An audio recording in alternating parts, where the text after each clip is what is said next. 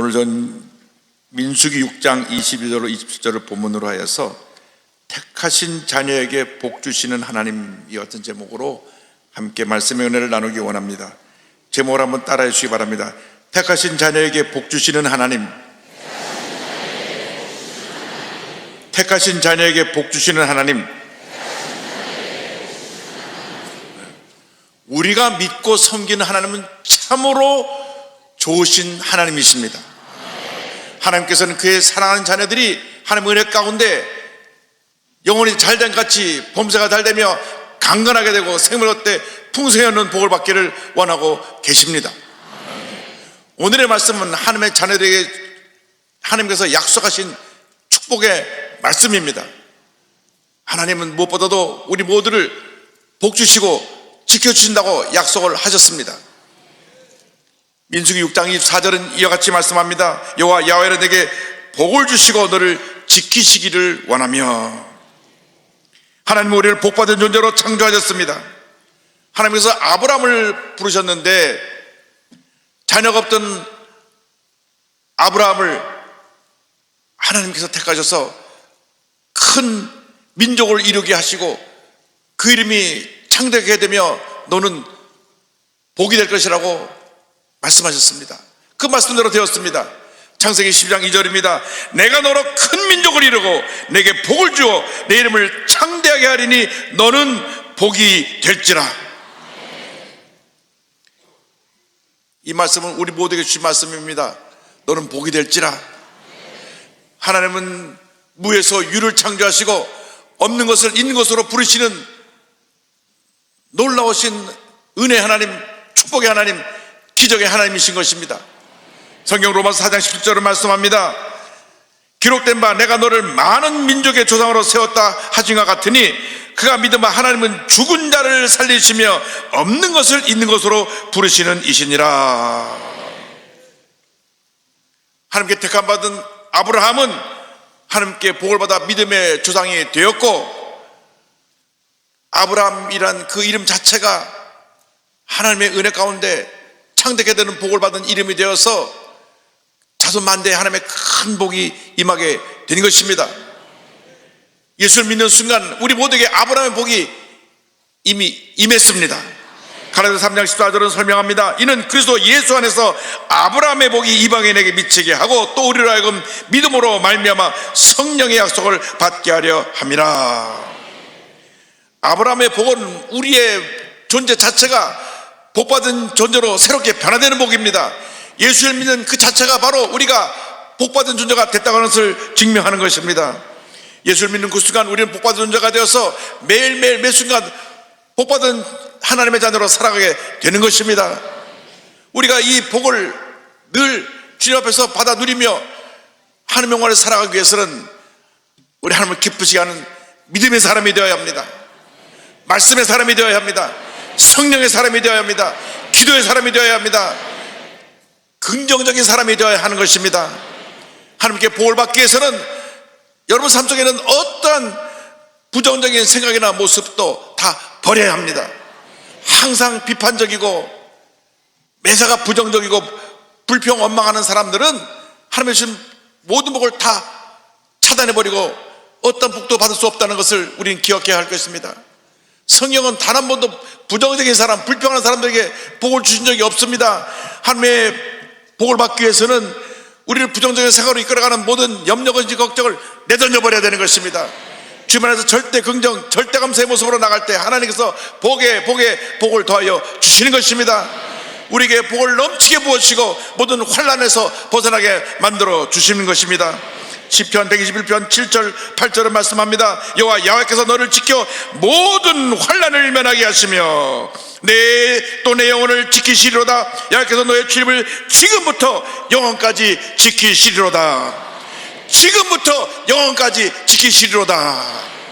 주님 우리와 함께 하십니다. 우리를 도와주십니다. 아무리 힘들고 어렵고 고통스러운 일이 우리에게 다가온다고 할지라도 주님이 우리를 보호하시고 지키시고 함께하여 주셔서 환난이 번에 축복이 되게 만들어주시고 모든 문제 어려움을 이기고 승리해야 하는 삶을 살도록 우리의 삶을 이끌어 주시는 것입니다. 이 하나님께서 그의 얼굴을 우리에게 비추시고 우리에게 은혜를 베풀어 주십니다. 민수기 6장 25절은 이어서 이와 같이 말씀합니다. 야훼는 그의 얼굴을 내게 비추사 은혜 베푸시기를 원하며, 하나님께서 그의 택한 백성에게 얼굴을 비추시고 은혜를 베풀어 준다고 말씀합니다. 하나님은 영이시기 때문에 여기서 하나님의 얼굴이 우리 사람의 얼굴 같은 형상을 말하는 것이 아니라 하나님의 성품을 말합니다. 하나님의 성품은 사랑입니다. 하나님께서 사랑의 빛을 우리에게 비추시고 계신 것입니다. 요한일서 4장 7절 8절은 설명합니다. 사랑하는 자들아, 우리가 서로 사랑하자. 사랑은 하나님께 속한 것이니 사랑하는 자마다 하나님으로부터 나서 하나님을 알고, 사랑하지 아니하는 자는 하나님을 알지 못하나니 이는 하나님은 사랑이심이라. 요한일서 4장 16절입니다. 하나님이 우리를 사랑하시는 사랑을 우리가 알고 믿었노니 하나님은 사랑이시라. 사랑의 하나님이 우리에게 그 사랑의 얼굴빛을 비추고 계시는 것입니다. 우리에게 사랑을 베풀고 계시는 것입니다. 하나님의 사랑은 아가페 사랑입니다. 영원 불변한 사랑, 무조건적인 사랑, 전적인 하나님의 은혜에 근거한 사랑이 바로 아가페 사랑입니다. 인간의 사랑은 변합니다. 환경에 따라 변하고 사람의 마음이 변할 때마다 변합니다. 그러나 하나님의 사랑은 변하지 않습니다. 우리가 하나님의 아가페 사랑을 체험할 때 우리는 위대한 하나님의 사람으로 귀하게 쓰임받을 수 있게 되는 것입니다. 주님이 그 사랑의 얼굴빛을 우리에게 비추고 계십니다. 그 사랑의 빛을 우리에게 비추올 때 우리 삶 속에 하나님의 큰 은혜가 임하게 되는데, 그 하나님의 얼굴을 우리에게 비추고 그 하나님의 은혜를 체험하는 그 비결이 주님 앞에 감사와 찬양을 드리는 것입니다. 우리가 감사하고 찬양하면 하나님께서 사랑의 얼굴빛을 우리에게 비추사 놀라운 은혜와 축복이 넘쳐나게 만들어 주시는 것입니다. 사도행전 16장을 보면 제2차 선교여행을 떠나서 바울과 실라가 빌립보에 도착을 했습니다. 이 빌립보는 유럽의 관문인데 그곳에 아무런 근거지도 없고 아는 사람도 없습니다. 근데 하나님께서 성령을 통하여 수아시아로 가는 그 발걸음을 유럽으로 옮겨가시고 빌립보에 갔는데, 빌립보에 도착하니까 웬 점치는 귀신 들린 여자아이가 자꾸 따라다니면서 번거롭게 합니다. 그래서 나사렛 예수 이름으로 귀신을 쫓아냈습니다. 그러니까 이 점치는 아이 때문에 돈 벌던 주인들이 돈을 못 벌게 되니 이 바울과 실라를 고소했습니다. 나쁜 풍습을 전해서 우리를 갖다 망치게 한다. 그래가지고 재판도 받지 않고 두들겨 맞고 감옥에 던져졌습니다. 보통 사람 같으면 내가 하나님 뜻에 순종해서 여기까지 왔는데 왜 이런 고난을 당해야 됩니까? 원망하고 불평할 텐데, 성령의 사람, 믿음의 사람 바울과 실라는 그 감옥 안에서 감사와 찬양을 드렸습니다. 감사와 찬양을 드릴 때 하나님께서 사랑의 얼굴빛을 그에게 비춤으로 말미암아 놀라운 기적이 일어나게 된 것입니다. 사도행전 11장 25절은 말씀합니다. 한밤중에 바울과 실라가 기도하고 하나님을 찬송하며 죄수들이 듣더라. 그 감사와 찬송이 하나님을 감동시켜서 하나님의 사랑의 빛을 감옥에 비추니까 옥토가 흔들리고 손과 발에 맨 것이 다 풀리고 옥문이 활짝 열어지는 놀라운 기적이 일어나게 되었던 것입니다. 하나님께 감사하고 찬양하면 여러분을 둘러싸고 있던 모든 흑암의 권세가 물러가는 것입니다. 절망의 감옥을 주님이 흔들어 버리시고 다쳤던 분들 다 열어제끼시고 손과 발에 매인 것을 다 풀어주시는 것입니다. 감사하고 찬양하니까 기적이 일어났습니다.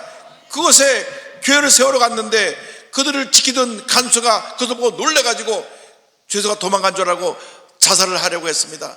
그 당시 죄수가 도망가면 간수들이 사형을 당했는데 바울과 실라가 외쳤습니다. 우리 다 여기 있으니까 자신을 해하지 말라 그랬습니다.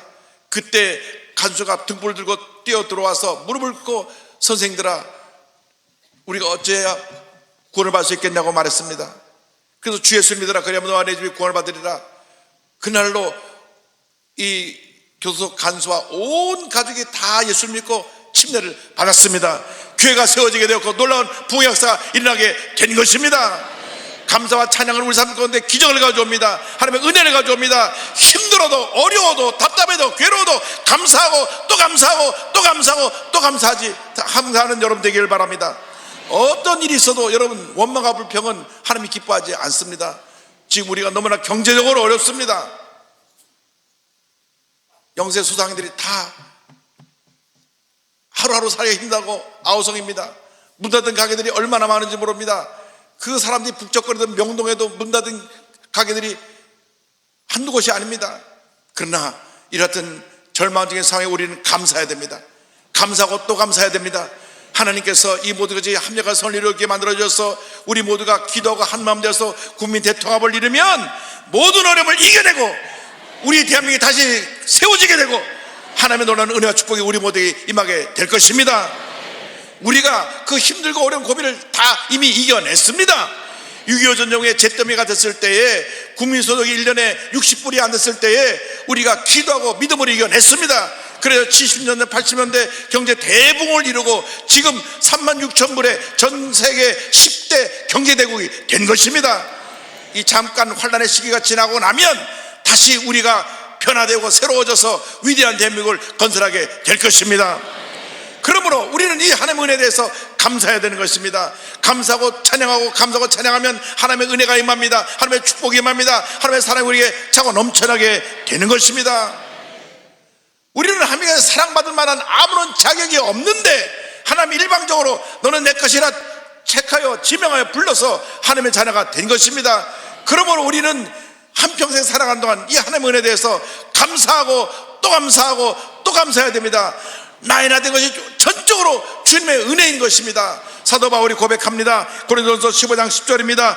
그러나 내가 나 된 것은 하나님의 은혜로 된 것이니 내게 주신 그의 은혜가 헛되지 아니하여 내가 모든 사도보다 더 많이 수고하였으나 내가 한 것이 아니요 오직 나와 함께 하신 하나님의 은혜로다.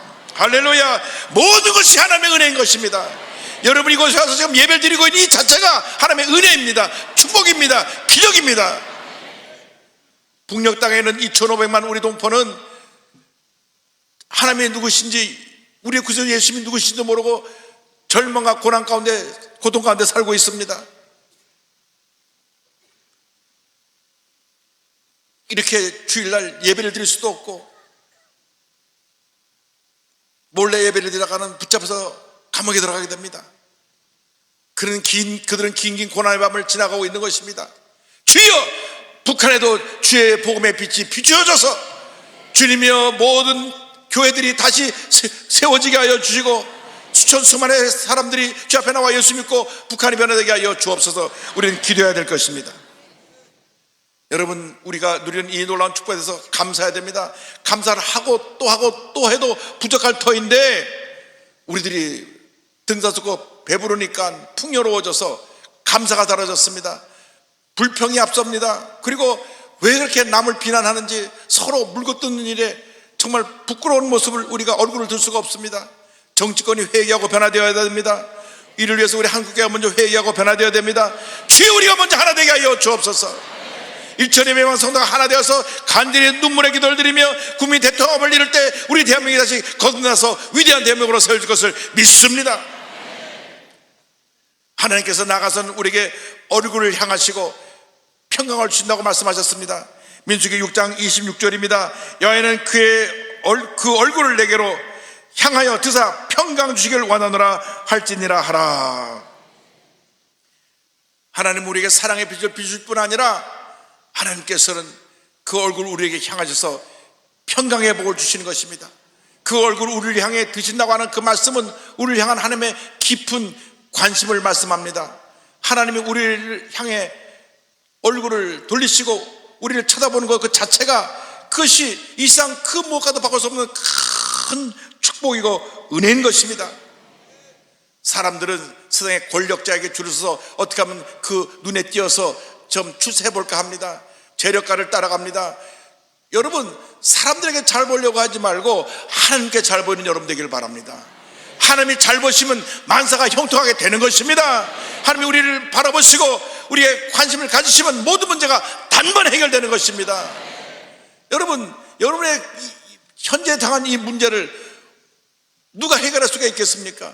이 한국이 탄핵 정부를 지나가면서 이 당하는 고난을 누가 해결할 수가 있겠습니까? 기도하고 또 기도하고 또 기도하면 하나님께서 빠른 시간 내에 모든 것이 다 안정되게 만들어 주시고 다시 새로운 역사를 일으켜 줄 줄로 믿습니다.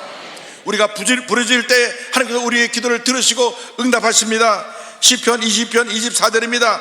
그는 곤고한 자의 곤고를 멸시하거나 싫어하지 아니하시며 그의 얼굴을 그에게서 숨기지 아니하시고 그가 울부짖을 때 들으셨도다.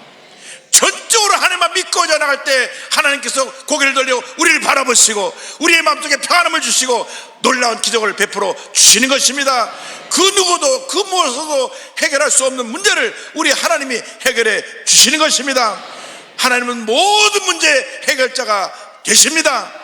하나님의 시선이 머무는 곳에 기적이 일어납니다. 하나님의 축복이 임합니다. 치료가 임합니다. 회복이 임하는 것입니다. 여러분, 신앙생활 하다가 힘들고 어렵다고 포기하면 안 됩니다. 부르짖고 또 부르짖고 또 부르짖어야 되는 것입니다. 금식하며 매달려야 되는 것입니다. 우리가 60년대 70년대 보릿고개를 지날 때는 정말로 우리는 가진 것이 없어서 부르짖고 또 부르짖고 또 부르짖었습니다.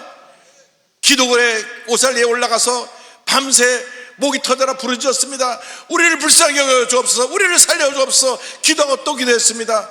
그래서 하나님께서 우리의 기도를 들으시고 오늘날 같은 대한민국의 기적을 선물로 허락해 주신 것입니다. 그런데 우리가 그때 그 간절한 기도를 잃어버리고 감사를 잃어버리고 열심으로 주님을 섬기고 열심으로 일하던 모습이 사라져버리고 나서 나태함이 다가오고 영적인 해이가 다가왔을 때에 이 같은 시련이 다가오게 된 것입니다. 우리들이 먼저 회개해야 됩니다. 주님, 우리들의 잘못입니다. 용서하여 주옵소서. 일처리에만 성도가 먼저 회개하고 기도하고 한 마음이 될 때 하나님께서 위대한 역사를 이루어줄 줄로 믿습니다. 하나님께서 우리에게 주시는 응답은 바로 평안입니다. 마음이 불안하고 초조하고 무엇 하나 손에 잡히지 않을 때 하나님 앞에 엎드려 기도하고 또 기도하고 또 기도하면 그 마음에 평안함이 임합니다. 히브리 말로 샬롬입니다. 샬롬. 지금도 이스라엘 사람 만날 때 샬롬, 헤어질 때 샬롬, 그것이 인사입니다. 주님의 평화, 주님의 평화, 평화. 예수님이 부활하신 후 제들에게 나타나서 처음으로 하신 말씀이 너에게 평강이 있을지어다 샬롬 말씀하셨습니다. 요한복음 20장 19절입니다. 이날 곧 안식일 첫날 저녁 때 제자들이 유대인들을 두려워하여 모인 곳의 문들을 닫았더니 예수께서 오사 가운데 서서 이르시되 너희에게 평강이 있을지어다. 이 말씀을 하시고 주님께서 못자국난 손과 옆구리를 보이실 때 제자들의 마음속에 기쁨이 충만했습니다. 20절입니다. 이 말씀을 하시고 손과 옆구리를 보이시니 제자들이 주를 보고 기뻐하더라. 주님의 평안함이 임하면 기쁨이 넘쳐나게 되는 것입니다. 그러자 주님이 다시 한번 너에게 평강이 있을지어다라고 말씀하십니다. 21절입니다. 예수께서 또 이르시되 너에게 평강이 있을지어다. 아버지께서 나를 보내신 것 같이 나도 너희를 보내노라. 이 평안함이 여러분 모두에게 넘쳐나시기를 주님으로 축원합니다. 축원합니다. 축원합니다. 이 험한 세상에 살아갈 때 우리가 무엇으로 이 문제와 어려움을 이겨낼 수가 있습니까? 주님의 평안함이 우리 마음께 가운데 임하고 주님의 기쁨이 넘쳐나면 우리는 넉넉히 이길 수 있게 되는 것입니다. 여러분 마음이 불안하고 걱정이 가득하면 마음의 평안함이 올 때까지 기도하고 또 기도하고 또 기도하시기 바랍니다. 마음의 평안함이 올 때까지는 절대 기도의 자리를 뜨지 말고 평안함이 올 때까지 기도하고 또 기도해서 평안함이 오면 그때부터 담대히 나가시기 바랍니다.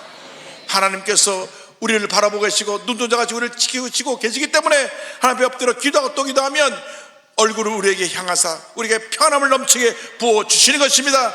우리가 기도하고 또 기도할 때 모든 문제가 다 해결되고 주님께서 북한의 문을 열어줘서 복음이 북한에 들어가고 남북 평화 통일의 날이 다가오게 만들어 주를 믿습니다.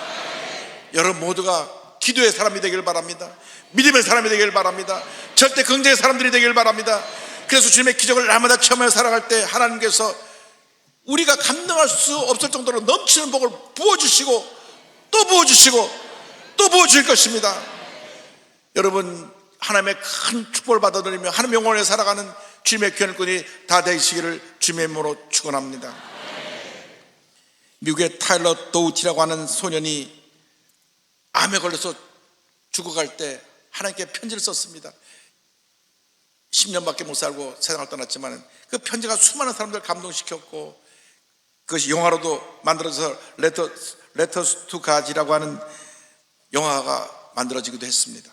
한번 여러분 이 영화를 한번 보시면 눈물 없이 보지 못할 영화입니다. 그런데 우리 한국에서도 하나님께 편지를 써갖고 응답을 받은 한 어린이가 있습니다. 한신대 총장을 지내신 오영성 목사님이신데 이분은 전남 해남 계곡면 사정리에서 머슴집 아들로 태어납니다. 몸이 얼마나 허약했든지 늘 약한 몸이어서 어머니는 사람 구실을 할까 걱정했었습니다. 집안이 너무 어려워가지고 초등학교는 겨우 졸업을 했는데 중학교를 가지 못하고 농사일을 도와야만 했습니다. 너무너무 공부하고 싶은데, 머리도 영석하고 공부하고 싶은 꿈이 있는데, 야, 너 일해라, 우리 집에 너 학교 보낼 그런 처지가 못 된다. 그래갖고 본인이 돈 한 번 갖지 않냐고 그냥 버스 타고 무조건 목포로 올라가고 목포 유달원이라고 하는 고원을 찾아가서 나 여기서 고원에서 머물면서 공부를 좀 하게 해달라고 그랬습니다. 너 부모 있지 않니? 네, 부모 있습니다. 부모 있는 사람 받을 수 없다고 쫓겨났습니다. 그래서 목포 가게마다 문을 두들기면서 내 월급 안 받아도 좋으니까 일을 할 테니 야간 중학교 보내달라고. 그러나 그것에도 그걸 받아주지 않고 그는 쫓겨서 결국 자기 집으로 돌아왔습니다. 그런데 어머니가 예수 믿고 독실한 크리스찬으로 이 아들을 신앙 안에서 양육을 했습니다. 3살 때부터 어머니를 따라 교회를 다니게 했는데 너무 공부하고 싶어갖고 40일 동안 울면서 매일같이 기도하고 또 기도하고 또 기도했습니다. 그런데 어느 날 교회에서 여름 성교학교가 열렸는데 광주에서 간호학교를 다니던 선생님이 오셔서 말씀을 전하시고 저들에게 여러 가지 성경 이야기를 해주는데 얼마나 은혜가 되고 마음에 감동이 와닿는지 스스로 생각했습니다.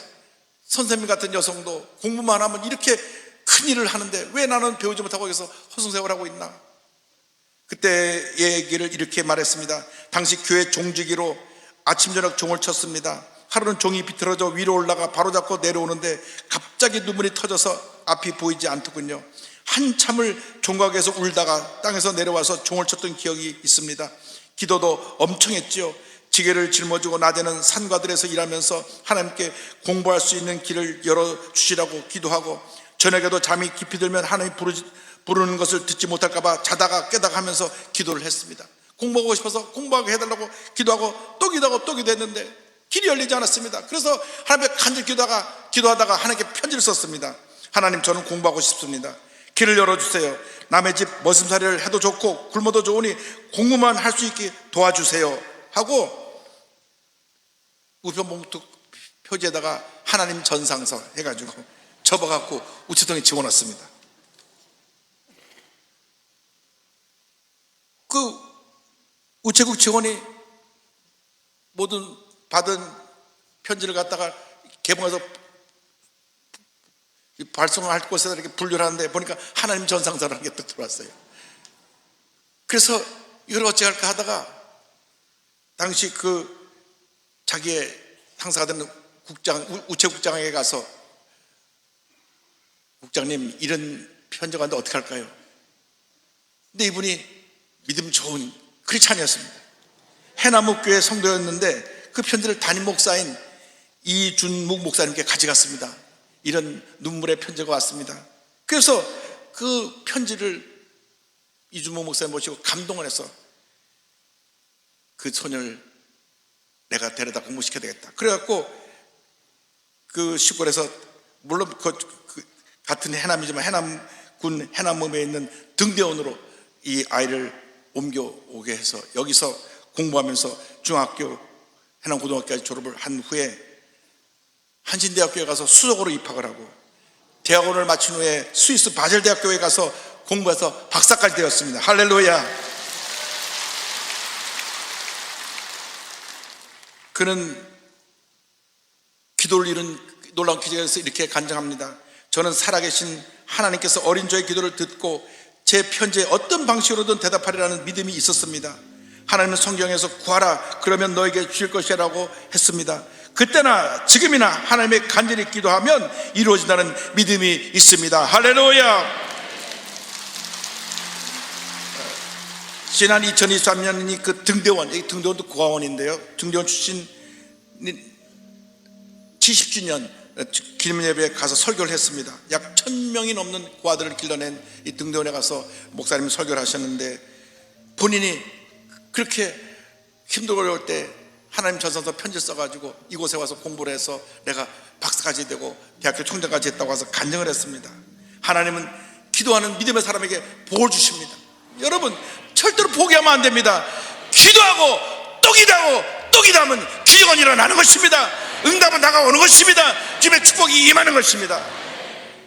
우리 하나님은 참으로 신실하신 좋으신 하나님이 되셔서 주님을 찾고 구하는 자에게 반드시 복을 주시고 모든 일이 형통하게 만들어 주실 것입니다. 주님의